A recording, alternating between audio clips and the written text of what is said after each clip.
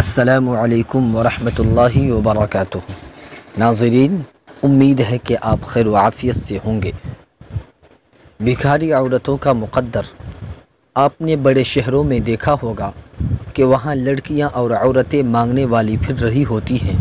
کئی مرتبہ ایسے ہوتا ہے کہ آپ اسٹاپ پر کھڑے ہوتے ہیں، اچانک کوئی شیشہ کھٹکھٹاتا ہے، آپ دیکھتے ہیں تو مانگنے والی عورت نظر آتی ہے۔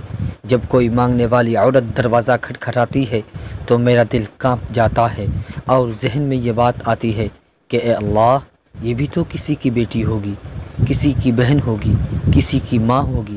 آپ نے اس کا کیا مقدر بنایا کہ یہ غیر مردوں کے سامنے اپنے ہاتھ پھیلاتی پھرتی ہے، دھوپ میں دھکے کھاتے پھرتی ہے، کبھی اس کے پاس کبھی اس کے پاس۔ اس پر کیسی کیسی نگاہیں پڑتی ہیں، اسے کیسی کیسی باتیں سننا پڑتی ہے۔ کوئی دے دیتا ہے، کوئی ٹھکرا دیتا ہے، اور یہ مانگ کر ٹکڑے کھا رہی ہوتی ہے۔ آپ نے ہماری عورتوں کو گھر کے اندر پردے میں رہ کر من مرضی کی غذائیں پکا کر کھانے کی جو نعمت دی، ہم تو اس نعمت کا شکر بھی ادا نہیں کر سکتے۔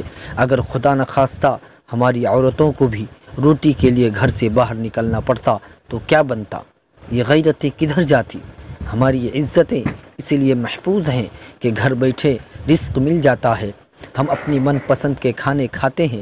صبح اٹھ کر عورتیں میاں سے پوچھتی ہیں کہ آج کیا پکانا ہے، یعنی اللہ رب العزت نے اتنا دیا ہوا ہے کہ جو چاہیں پکا سکتے ہیں۔ یہ اللہ تعالیٰ کا اتنا بڑا کرم ہے، ہمیں اس نعمت پر اللہ تعالیٰ کا